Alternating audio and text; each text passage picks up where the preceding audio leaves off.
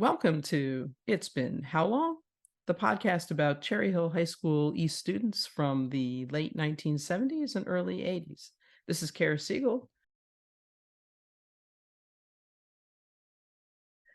So I'd like to welcome me into the studio today. Robin has turned the tables and she's going to do the interview.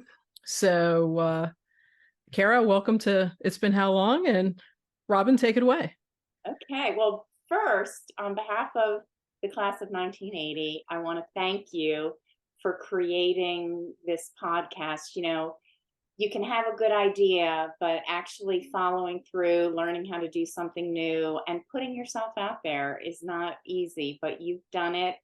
And people are so enjoying learning about classmates, what they've been doing for the last 40 years, and just reminiscing about Cherry Hill East, which was such a special place to so many of us. So thank you so much for doing that.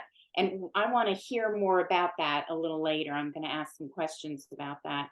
But for now, I'm excited because we're turning the tables and I get to ask you the questions today, and we all get to learn what you've been doing for the last 40 years and some of your memories of East and all of that. So let's go ahead and get started.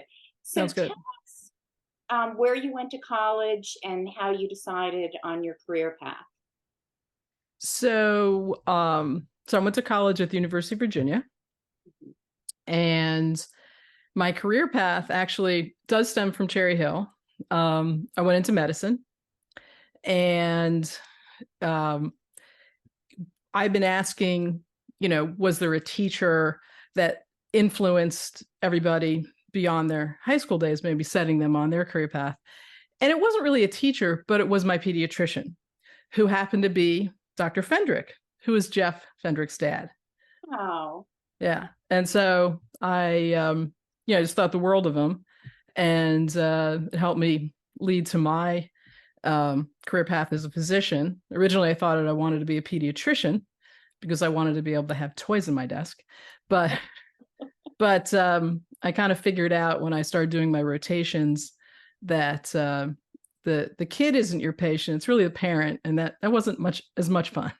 yeah. So I went into physical medicine rehabilitation and basically did non-surgical orthopedics as my practice for 30 years. Mhm. Great. Well, University of Virginia, a very esteemed university and one that lots of people want to go to. Was there anybody from Cherry Hill East that went with you or maybe was in another class there at the same time? So a couple years ahead of us was a woman, Susan Fritsch, but Joanne Campbell went, Oh, as well as Lynn Rodebush. hmm. So it's funny, I never saw Lynn very much on the grounds, but Joanne was in the dorm next to mine, and we actually shared an apartment second year. Oh, wow, We neat. were roommates, yeah. Hmm. And then she went on to become an RA and then moved back into the dorms. Hmm. Yeah. Never have to turn you in for anything. No, by the time Joanne was an RA, we were in our own apartment, doing our own thing. Good. So you went to medical school where? At the Medical College of Virginia in Richmond. Hmm. But I didn't go directly. I took a year off and stayed in Virginia to get my in-state residency, and moved to Norfolk, Virginia, and did a lot of odd jobs until I actually got a job as a high school science teacher, a ninth grade high school science teacher. I applied to be a substitute, and I got in there to interview with the principal, and he goes, "We need a actual teacher full time. You've got the degree as a biology degree, and if you uh, say that you will be pursuing your teaching degree, we could use you as a full time teacher." And I was like, "Okay." He told me a story. He said that he actually started teaching. He had gotten into dental school and was planning to go to dental school, but took a year off, and he was there, whatever it was, 30, 40 years later. I assured him that would not happen. Did you like it for the 1 year or you just kind of checked the box and It was a really interesting experience. Of course, we grew up in Cherry Hill. We did not have a very diverse student body. And I was in inner city Norfolk, and it was really, really an educational experience, being in that situation. And, I was, 22, and the kids were 18. And so, it was, I mean, some of them were younger, 15, 16, 17, 18. But yeah, it was really, really an interesting experience. I really appreciated our teachers and the efforts they went to, because I really had no background. I was just thrown in there, and trying to make things interesting for the kids. It was a challenge. It was a challenge. We did one Bunsen burner lab, and where you're supposed to get the cone with the blue flame or whatever, and how much fun it was for the kids to turn the whole thing up and try to set the cabinets on fire. I said, no, that'll be the last Bunsen burner lab we do. But yeah, it was a really educational experience for me. So tell us about from your graduation from medical school, kind of moving forward. What has life been like? So after med school, I went up to Michigan, outside of Detroit, at a private community teaching hospital. And that's where I did my residency in physiatry, or physical medicine rehab. And that was 4 years. I then came back, and I was briefly in Maryland, which is when I visited you. You were in bed rest with your oldest. And then quickly headed down to UVA, and I was on faculty there for a year. Learned about a program that they were starting in Chapel Hill. They were starting a brand new physical medicine rehab residency, and then quickly moved down there and was there for 5 years.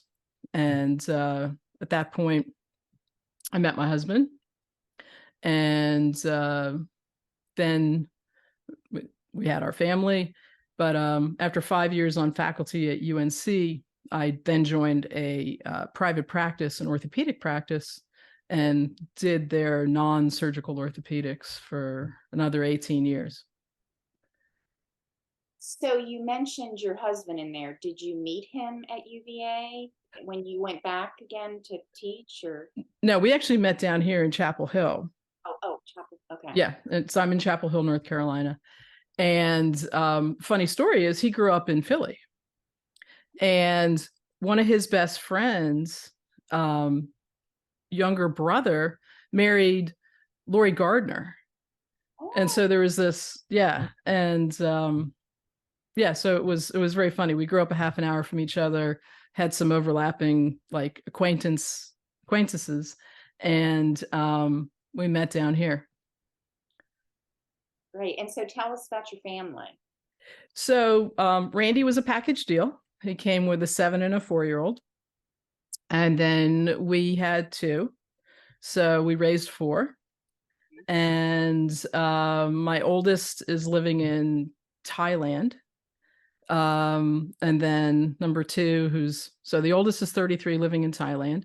Number 2 is 30 and living in San Francisco. Number 3 is 22, lives in Asheville, North Carolina. And the youngest is 20 and goes to school here at UNC in Chapel Hill. Great. Yeah.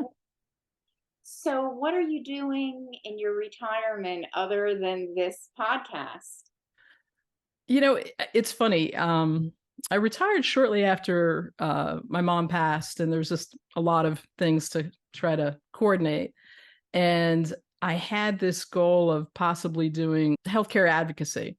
When I lived down here and my parents were up in Jersey, I'd say to my mom, well, what did the doctor say? Oh, everything's fine. I'm like, no, that's not what the doctor said. And so I think there's a real, need for someone to go with our parents to their appointments, or go with anybody who needs an extra set of ears. And I think as a physician, that would be helpful. It just didn't quite come to fruition. I got the opportunity for 2 years to be a soccer mom, to my kids who were finishing, the younger ones who were finishing high school, which was a new experience. And then the pandemic hit, and so everything kind of was a little, higgly piggly for all of us. Um, so it was funny because I could never imagine of retiring at 56 and not immediately going into something, but um, it just sort of developed. I started playing piano, trying to learn Spanish, trying to learn a little Italian, got the garden going again, started a sourdough, Yeah, I need to tell you that this is unreal because you need to meet my sister Jill. I don't know if oh, you yeah, remember no, I remember Jill. Yeah. exactly her interest. She's Yeah. learning to play an instrument, to speak Spanish. She's got the garden going. The sourdough bread Yeah. too. Boy, you two would really hit it off. Yeah. So yeah, that's that. And we put a bar in our house during the pandemic. We did a renovation, and what's fun is I call the bar the clinic. So my friends who are still working, they could say, "Oh, why can't you come to work this afternoon?" It's like, I got to go to the clinic.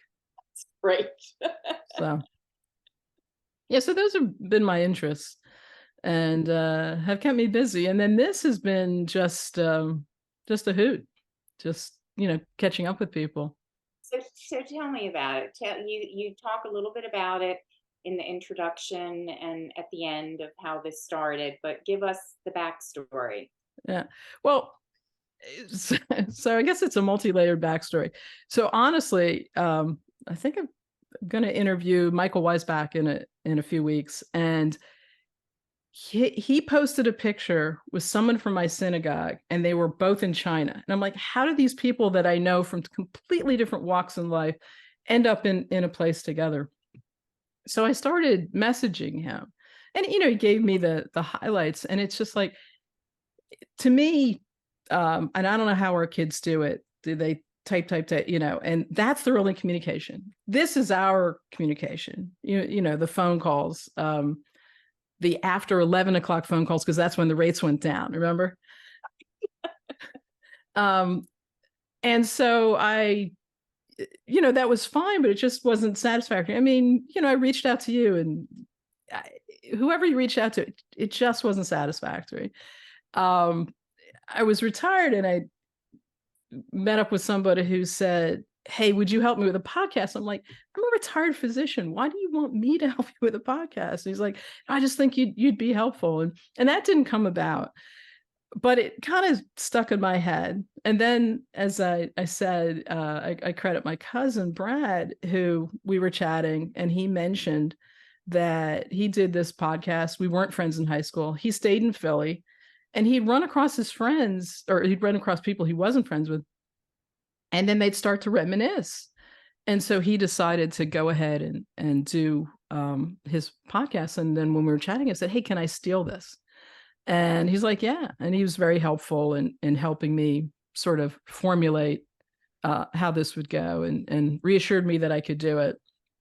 And after a career in medicine, 30 years of technically interviewing people all day long, I was like, okay, I'll give it a go. So what are the challenges? What are the surprises about it? Um, I reached out to a few people who weren't interested in doing it, and it's like, okay, that's fine. It's not going to be for everybody. But the biggest challenge was learning how to edit, and then the other challenge was like when you start to read the fine print, because you start reading some websites, and it's like, so and so is going to take your material or whatever. And so thankfully, my husband, who reads contracts for a living, was able to go through it all and say, okay, here's what this. And then that's how I picked this Buzzsprout to host it. So yeah, it was some new learning for sure, but it's been fun. Is there any like consistent challenge for you with respect to interviewing people? I mean, do people have a tendency to do something? Oh, It's your chance, Cara, to yeah. tell us what we can do better on this side. Yeah.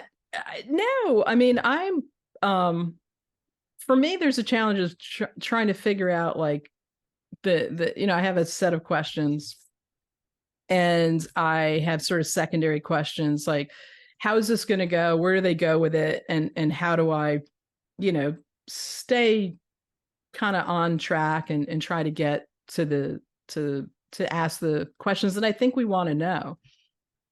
Sometimes people, go in, a little on a different route.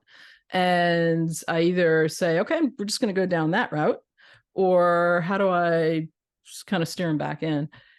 And, the beauty of this is I can always come back in and edit stuff out. So when people go, oh, these look really good, I'm like, well, yeah, that's the beauty of not doing this live. So, Good. yeah. Well, let's go back 40 years. What activities were you involved with in high school? So I played on the tennis team. I was in the band. I played softball. And I was really involved in BBYO uh, outside of school. No, I didn't remember softball. Yeah. I didn't play senior year because I had a job that got in the way. But yeah, I did. I caught in, at Heritage, I played. I caught in the first year and then I pitched, and I caught freshman year and I pitched sophomore and junior year. Mm. Well, you mentioned that you didn't do it senior year because of a job. So let me segue into that. Yeah. So you and I worked together at Old Orchard Swim Club for a couple of summers, which I absolutely loved. And that's where we really got to know each other. And I have some really fond memories. And I actually dug up Ooh. some pictures. So there's the first one. I need to tell you, it doesn't look like I drank very much of that beer, but if I did, it might have been like one of three in high school. I don't really know why I was even holding it. I did not like beer. But there we are. And down there, can you see this? Oh yeah, it's Mr. Here's Mac. Mac and Robert Yeah. Bender in the back, who I went to Barkley Middle School, Barkley Elementary School Yeah. with. Yeah. I've been since way back. And Michelle then Peterson. Michelle Peters, right? Was it Yeah. Michelle Peters? Oh, was it Peters or I think it might be Peters? Peters. Peters. I think you're right. Yeah. But anyway, there we are. Wow. Then on the back, I don't know if you can see this, but here's one of my favorite memories of Old Orchard. Do you know who that is with you? I do. Oh, is that Steve? It is. That's Kanofsky? Steve, and he used to come visit us. Yes. Yes. Yes. School, and that was also one of my highlights of Old Orchard. I loved him and his family. So what other jobs did you have in high school and college? So actually, I didn't start at Old Orchard until summer after first and second year in college because I didn't get my WSI until then. So I did. So I in high school, you remember Maria Shreve? Huh? Yeah. So she started working at the hospital, like delivering patients meals to them, and through her connection or whatever, I ended up getting a job at the hospital. But I actually was a cashier in the hospital cafeteria. So I truly started in the basement on my way to become a physician. So I did that, and I babysat and mowed lawns, and I had a paper route, that kind of stuff. But senior year, I worked for in the Echelon Mall for the original Great American Chocolate Chip Cookie Company. It's a good place to work. Yeah. Well, you try to answer the phone, you had to do the whole spiel. But yeah, so I sold, and then I learned to decorate the large cookies. And unfortunately, they kind of didn't do very well. So towards the end of the year, they kind of went out of business, and or they cut back their staff. And so yeah, I finished working there before we graduated. So, what are some of your favorite memories of Cherry Hill East? Um, so yeah, I had first period band. I can't remember which year. And that was always just fun because you just, you come in from the bus and you just throw your stuff in your locker and then you immediately sit down and do something fun as opposed to having to, you know, go in there and focus. I, I remember Mr. Kim and QPS back in the ninth grade. Um, I remember one of our biology teachers, I can't remember if it was Ranich or Gallagher, returned one of my lab um, projects with a cross that said, "Was your hand run over by a truck?"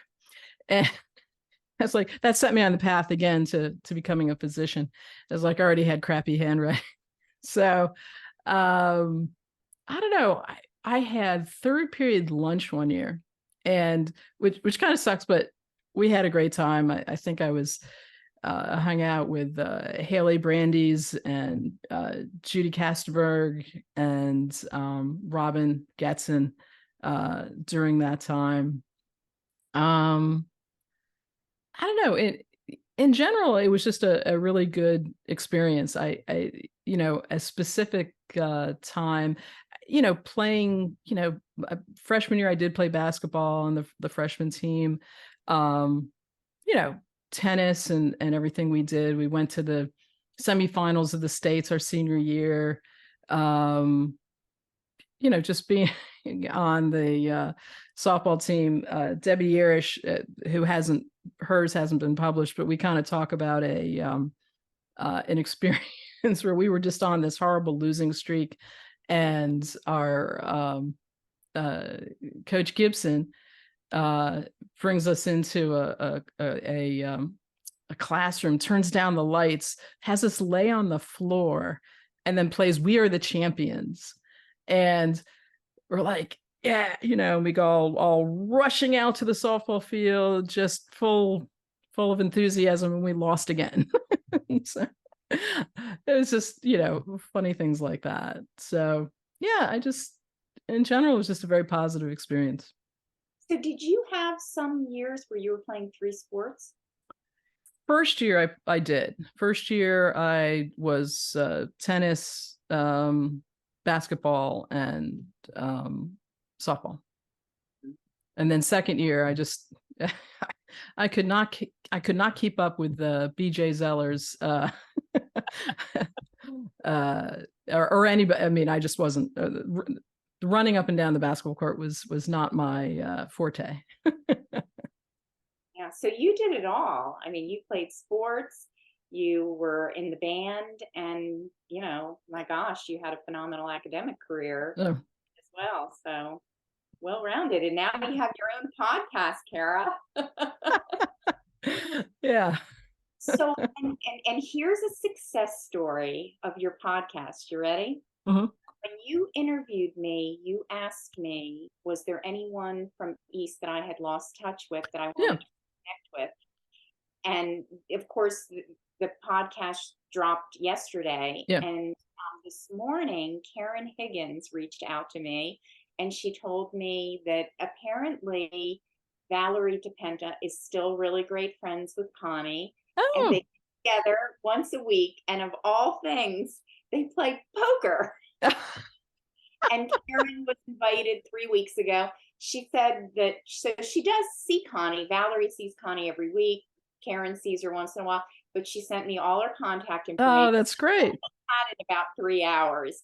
So I haven't been able to. I had my grandson here this morning. I haven't been able to use it yet, but I assure you, before I go to bed tonight, I will be reaching out to Connie and making a plan to talk to her by phone. So I am very excited by that.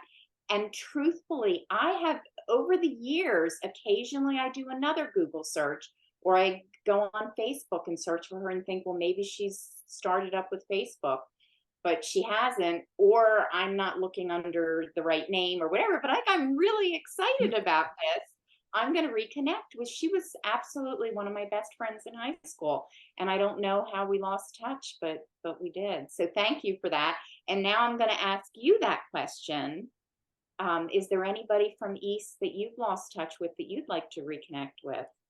Well, it's funny. So there was four of us, and we went the carpooled to our confirmation class at our synagogue. And it was me, Miriam Speen, who has verbally committed to being on, Laura Richland, who has semi-verbally committed to being on, Hi, and Laura. and Dina Lair. And I don't know what happened to Dina Lair. And I've also searched on Facebook, it doesn't come up, and so I don't know where she is or what happened to her, and we just had a lot of good times carpooling back and forth for a couple of years there, and so I always wondered what happened to her. So we Uh, need to put a plug. see, but yeah, I guess the feelers. Who knows? Yeah, maybe. Yeah, I mean, I'm hoping that this is going to reach folks, not specifically for Dina. I mean, that'd be great, but just some of us are going to be in touch with people who aren't on Facebook, and then hopefully people will tune in. They don't have to be on Facebook because they obviously can go to the website or go to YouTube, and hopefully we can connect with them as well. Yeah, great. So let me borrow another of your questions. We're back in high school. It's 1980. You've just graduated. You look down the road 40 years. Is this where you expected to find yourself? So it's funny. I never expected to retire at 56 and not. I mean, I never expected to retire at 56. I assumed I'd practice till I was, I don't know, well into my 60s, or at least do something where I was employed. So that's a bit of a surprise. I never would have expected to be living in the South.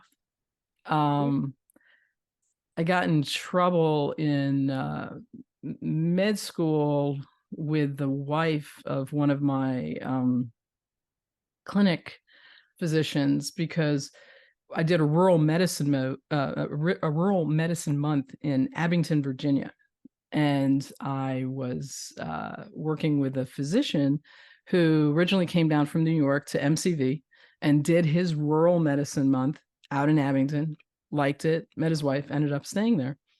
And so I'm sitting at their dinner table, and he says to me, "So where do you think you'll find yourself, down the road?" And so she was from the South, and I said, "Not south of the Mason-Dixon." And that just, spoke, didn't think. He laughed. I don't think she talked to me or asked him. So I did not. But just the way it worked out, and we really like Chapel Hill. We're not far from the beach. We're not far from the mountains, and made some really good friends. So we're really happy living here. Well, it's funny. I've always said if I wasn't going to live in Maryland, I would go to North Carolina. My daughter went to Elon. Oh yeah. So I loved visiting Yeah. her in North Carolina. Yeah. But I hope to be married. I hope to have kids. And so that part, for sure. And I knew I wanted to be a physician, so that part all worked out. So pretty close. Pretty close. So another one of your questions, what's the best piece of advice that you would give your 18-year-old self? So I would say really learn a language and travel. I didn't really travel anywhere until residency, and we're starting to look at some travel now, international travel. And I just think that the time that I got to go to Israel with my family and then stop in Paris on the way home, you just start to get a global view of the world, and just realize that there's really so many more perspectives in the world, and so much more going on. And I think we're very very narrow focused when you don't have that experience. So I totally would say that, and learn a language so that you can, communicate in the language of the country that you're visiting. I'd also tell myself to develop an exercise program that involves stretching, strengthening, and cardiovascular. There's the doctor in you. It absolutely is. I wish I took that advice then, and kept with it. I mean, I'm part of my retirement. I've had the ability just to exercise when I want, but it's hard getting range of motion back once you lose it. So,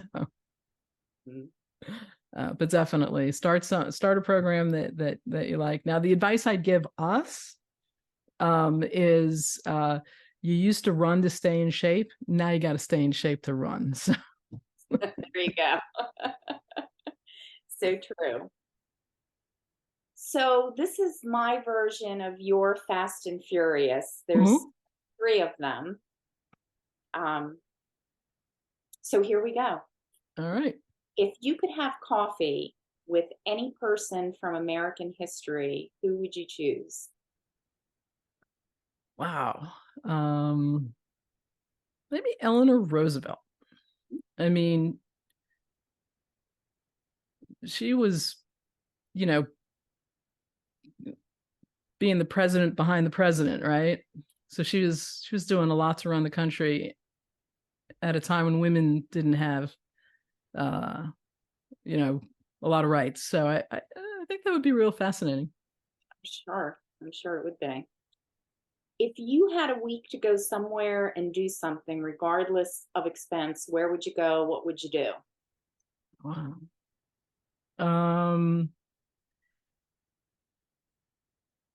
Go to Italy and, learn how to cook. Oh. I think that would be awesome. I think that's what I would do. Great. So what is one interesting thing about you that we probably don't know? Okay. I mean, I don't know how many people know. I developed this interest afterwards, but saying that I really like to cook. I developed an interest in baking and making desserts, and I'm grateful that I have a garden that I can take the produce from and cook with. And I don't know if anybody in high school has said, yeah, Cara, that sounds like something Cara would do, is being a foodie and enjoying cooking and baking. But yeah, it's a big part of how I have spent my retirement. Mm-hmm. So before we close, anything else you want to add? Anything that we didn't touch on? So, I hope for all of us, and this is kind of watching my parents age and seeing how things went for them. And I hope we all have this, which is, I think you need a few things. You need a reason to get up every morning, and you need to exercise, for so many reasons, for our mental health, for our cardiovascular health, for our physical health. And you need to love and be loved. And I just think, that may be just describe you and your pet. All those things could be you and your pet. It could be you and your garden. But I just think that's really important. And I hope we all have those things. Yeah, that's really nice. Thank you for that. Yeah. So this has been great. I am so privileged to have had the opportunity to interview you, Cara, and want to thank you again for creating this podcast, for putting yourself out there, because I know that it's growing. The popularity is growing. People are really enjoying reminiscing and hearing about what classmates are doing. So keep going, keep doing it. I will. While it's a great endeavor. Yeah, thank you. And anybody who's listening, or friends who that that may not be on Facebook. Everybody reach out to them, let them know who's out there. And please, message me and tell me that you're interested. A lot of people said they're honored to be asked, and it's like, I would love to get everybody. And what I've said to people when they say I'm not that interesting, it's like everyone has had an experience that we will never have. And we knew you back when, and to see where you've gone and grown, and the experiences you had, I like hearing about it because I'm never going to have that experience. So I just think it's wonderful. So everybody reach out to me if you're willing to be on the podcast, and we'll get everybody eventually. Great. Well, thank you again. And Well, thank thank you you. for letting me do this. I shared with you that my secret, not real, but sort of ambition was, I've always wanted like Katie Couric's job. Yeah. So Yeah. I don't have any natural talent there, Yeah. but I saw an opportunity and I grabbed it. Absolutely. Well, I think you did a great job. Appreciate it. Somebody needed to do this, and I Yeah. was so excited to have the opportunity. Yeah, no, I appreciate you volunteering, and thanks again. So I know this won't be our last conversation. We'll talk soon, and thank you. Okay, thank you, Cara. Take care. And I get to edit this. Yes. Bye. Bye. Thanks for joining me on It's Been How Long? The podcast about Cherry Hill High School East students from the late 1970s and the early 80s. A shout out to my cousin Brad Corbett, whose podcast We Weren't Friends in High School inspired me to do this podcast, and whose advice and encouragement have been so helpful. Thanks also to my husband, Randy Cockdale, who read all the fine print on the podcast hosting website so I wouldn't have to. And thanks to Jeff Lyons, content consultant and guinea pig, and to Deborah Smead, also content consultant. And thank you to all our classmates who are listening in. See you next week.